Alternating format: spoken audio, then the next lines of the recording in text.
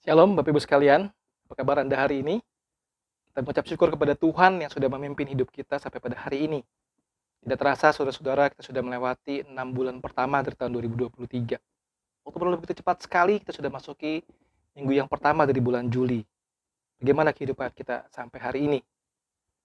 Kita bersaja mendapatkan satu hadiah cuti, ya, libur bersama selama 5 hari.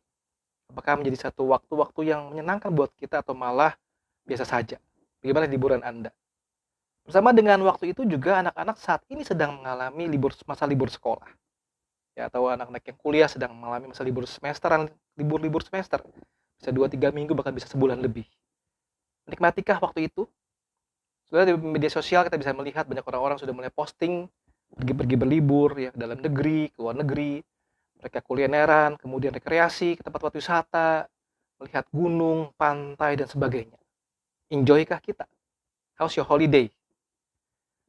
Sudah dari awal tahun, saya mengajak kita bergumul dengan tema berakal, bertumbuh, berbuah. Bagian yang kita renungkan adalah bagaimana firman Tuhan boleh mendidik kita dalam berbagai aspek kehidupan kita, bahkan dalam seluruh aspek hidup kita. Ada 8 tema plus 1 yang kita renungkan tentang waktu, tentang karir bisnis, tentang finance, keuangan, dan hari ini kita sama-sama merenungkan tentang waktu luang atau rekreasi kita. Kita berdoa kiranya sungguh-sungguh setiap minggunya kita makin mengalami berjumpa dengan firman Tuhan, makin bisa mengintegrasikan firman Tuhan dalam kehidupan praktika kita sehari-hari. Mari kita berdoa terlebih dahulu. Bapa dalam surga, kami mengucap syukur untuk seluruh berkat penyertaan Tuhan sepanjang 6 bulan yang berlalu daripada tahun 2023 ini. Suka duka kami alami beserta dengan Tuhan. Senang susah, segala macam pergumulan kami. Kami bersyukur kami boleh ada di dalam minggu pertama bulan Juli ini. Karena semua anugerah Tuhan.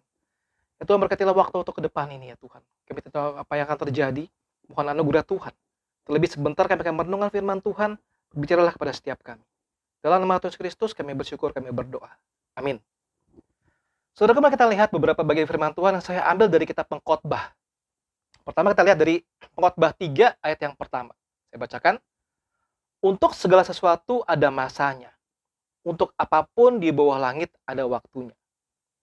Yang kedua dari Pengkhotbah 3 ayat yang ke-11. Ia membuat segala sesuatu indah pada waktunya, bahkan ia memberikan kekekalan dalam hati mereka. Tapi manusia tidak dapat menyelami pekerjaan yang dilakukan Allah dari awal sampai akhir. Yang ketiga dari Pengkhotbah 3 ayat ke-13. Dan bahwa setiap orang dapat makan, minum, dan menikmati kesenangan dalam segala jerih payahnya, itu juga adalah pemberian Allah. Saudaraku, renungan ini bukan mengajak kita berpikir, oh kalau saya mau menikmati waktu luang, berlibur, kemana lebih cocok? Apakah ke daerah yang dingin atau daerah yang panas? Apakah melihat gunung atau melihat pantai? Atau apakah melihat museum atau pusat-pusat perbelanjaan? Bukan itu, saudara. Dan bukan juga ingin mengajak kita untuk berpikir, oh jangan liburan dong, ya lu harus fokus bekerja. Atau malah sebaliknya, puas-puasin aja diri liburan, ya. Karena kalau besok mati pun uang nggak dibawa mati. Saya bukan. Tapi saya mengajak kita untuk melihat sungguh-sungguh bagaimana sih Alkitab ingin mencoba membahas prinsip-prinsip penting dalam kita mengisi waktu luang kita, melakukan kegiatan rekreasi kita dalam kehidupan kita sehari-hari. Saudara, poin yang perlu kita renungkan pertama adalah begini. Waktu luang kita atau leisure time kita itu bukan milik kita, tapi pemberian dari Allah. Kita harus menggunakan dengan bijak bagi kemuliaan Allah. Ingat prinsipnya, saudara, waktu kita membahas tema tentang Allah dan waktu. Bahwa waktu itu adalah gift dari Allah. Hadiah dari Allah. Ada keseimbangan yang sudah Allah atur antara bekerja dan beristirahat. Ya, sekarang di dalam konteks budaya di Indonesia, mostly orang-orang 5 hari bekerja, 2 hari beristirahat. Ada juga orang-orang yang 6 hari bekerja, 1 hari beristirahat. Ada satu keseimbangan yang sudah Tuhan atur polanya. Semua itu adalah gift dari Tuhan. Jadi ada waktu untuk luang, beristirahat, ada waktu buat bekerja. Itu pun dari Tuhan asalnya. Jadi prinsipnya adalah semua itu berasal daripada Tuhan. Sehingga untuk kita memikirkan tentang aspek waktu luang, saudara, seharusnya kita disegarkan, refresh secara fisik, secara mental, secara spiritual. Jangan cuma memikirkan waktu luang atau rekreasi itu hanya salah satu aspek saja, saudara. Kita perlu pikirkan bahwa saya perlu juga refresh dari fisik saya yang lelah, dari mental saya, dan juga dari spiritual kita. Kita perlu mengalami refresh seperti itu. Dan yang berikutnya lagi, waktu kita mengisi waktu luang, kita mesti pikirkan adalah satu momen kita bisa memperkuat ikatan satu sama yang lain. Ya, kita pergi bersama dengan keluarga kita, pergi bersama dengan teman-teman kita. Adakah di situ kita makin akrab?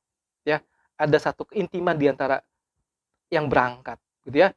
Jangan sampai kita semua pergi liburan, begitu ya, pergi bersantai-santai, tapi semua orang sibuk dengan gadget masing-masing, sehingga tidak ada interaksi sosial juga di situ. Dan saudara-saudara, prinsipnya adalah waktu luang itu adalah untuk kita juga menikmati pemberian Allah, yaitu ciptaan yang luar biasa indah. Jadi saudara, kalau kita ngomong waktu luang, saudara ya, mari kita sama-sama kita pikirkan begini. Kita perlu punya satu sikap yang secara mental dan spiritual itu mengalami satu sukacita, bukan cuma sekedar eksternal faktor saja, tapi dari dalam kita. Ini penting sekali, saudara, di dalam kita. Karena kadang-kadang orang itu cuma mikirkan gini, oh kalau tempatnya menyenangkan, saya bisa senang. Tapi kalau enggak, saya bete. Tidak, saudara. Harusnya leisure time itu adalah waktu kita secara mental dan spiritual kita. Orang sering bilang istilah sekarang healing tipis ya. Istilah healing. Agak kurang tepat sebetulnya, tetapi ingin mencoba menggambarkan, saya ingin mengalami pemulihan dari kelelahan kita. Saudara, dan saudara perhatikan, dalam kitab Pengkhotbah diatur bahwa leisure time itu juga include satu enjoyment of life. Kita bisa menikmati hidup kita. Ini menarik sekali, saudara. Saya bacakan. Pengkhotbah 2 ayat 24-25. Ya. Pengkhotbah 2 ayat 24 dan 25. Tadi yang lebih baik bagi manusia daripada makan dan minum dan bersenang-senang dalam jerih payahnya. Aku menyadari bahwa ini pun dari tangan Allah. Karena siapa dapat makan dan merasakan kenikmatan di luar Dia? Kemudian Pengkhotbah 5 ayat 18 dan 19. Lihatlah yang kuanggap baik dan tepat ialah kalau orang makan minum dan bersenang-senang dalam segala usaha yang dilakukan dengan jerih payah di bawah matahari, selama hidup yang pendek yang dikaruniakan Allah kepadanya, sebab itulah bahagiannya. Setiap orang yang dikaruniai Allah kekayaan, harta benda, dan kuasa untuk menikmatinya, menerima bahagiannya, untuk bersukacita dalam jerih payahnya juga itu pun karunia Allah. Jadi kehidupan sehari-hari, enjoyment sehari-hari pun itu semua juga berasal daripada Allah. Ada beberapa hal-hal yang perlu kita renungkan begini. Hati-hati dengan waktu kita menikmati waktu luang rekreasi, over consumption, ya, over mengkonsumsi apa? Barang-barang, makanan-makanan atau servis-servis yang bisa apa? Menjauhkan kita dari Tuhan dan ciptaannya. Kita fokus hanya kepada enjoyment secara fisik saja. Saya makan sepuas-puasnya. Saya menikmati senikmat-nikmatnya sehingga kita jadi jauh daripada Tuhan sebetulnya. Yang kedua sudah begini. Satu busyness, kesibukan. Itu membuat kita malah jauh daripada sungguh-sungguh konsep leisure. Apa sudah kesibukan, saudara? Ya, busyness. Saudara, saya dengar ada satu teman yang curhat ya. Dia bilang begini. Kita pergi liburan sekeluarga ke tempat wisata ya. Di hotel itu kita menikmati, tetapi si suami 8 sampai 10 jam di hotel pegang laptop dan ngurusin kesibukannya di situ. Ya sebetulnya cuma kayak pindah kantor ya, dari rumah, dari kantor ke hotel yang mereka nikmati sama-sama. Atau busyness dalam sisi mereka sibuk ke sini, ke situ, sehingga mereka kehilangan maknanya untuk bisa menikmati quality time bersama. Atau yang berikutnya begini, hati-hati dengan satu rekreasi yang bisa membuat kita jadi kumpul dengan orang-orang yang tidak seiman atau ungodliness sebetulnya lebih tepatnya. Orang-orang yang akhirnya bisa membawa kita jatuh ke dalam dosa. Ya, hati-hati anak-anak muda khususnya untuk menikmati rekreasi, menikmati leisure time. Hati-hati dengan siapa engkau berkumpul. Atau malah yang serius adalah hati-hati dengan segala macam bentuk rekreasi yang mengandung aktivitas bisa membuat kita jatuh dalam dosa. Perjudian, seks, pornografi. Bahkan hal-hal yang menikmati kekerasan, menikmati darah, yang main game, menikmati kekerasan. Itu pun hati-hati karena secara tidak langsung kita sedang mencocoki pikiran kita dengan hal yang tidak bertanggung jawab. Yang terakhir adalah yang pasti, jangan jadikan leisure time kita berhala. Jangan jadikan waktu kita bersantai, bersenang-senang menjadi sebuah berhala. Menggantikan posisi Tuhan dalam hidup kita. So, 3 aspek yang penting kita improve hal-hal di bawah ini. Yang pertama begini, rekreasi itu adalah satu kesempatan buat kita untuk menjadi lebih kreatif.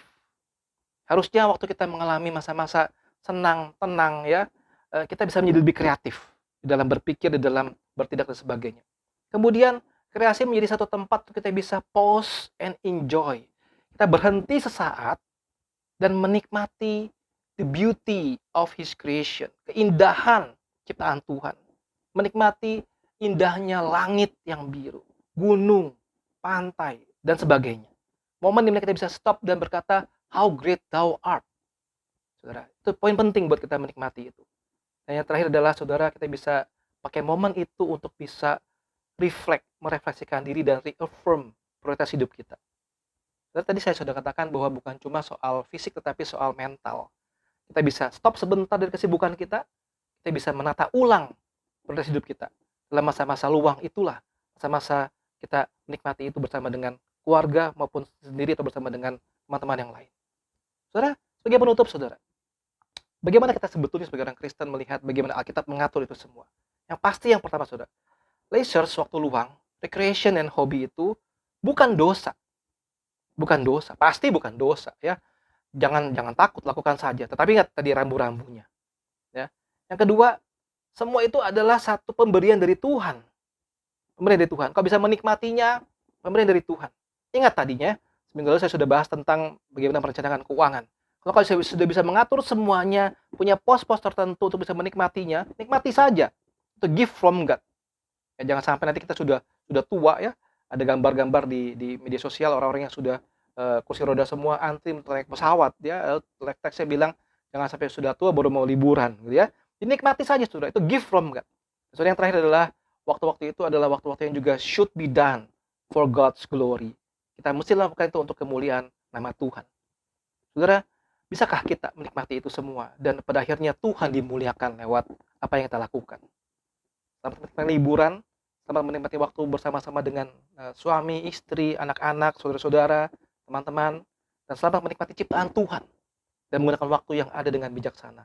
Karena waktu itu adalah waktu dari Tuhan. Dan kebersamaan yang kau miliki itu juga dari Tuhan. Dan pada akhirnya, saat melakukan itu semua, nama Tuhan harus dimuliakan. Tuhan menolong kita sekalian. Enjoy your holiday. God bless you.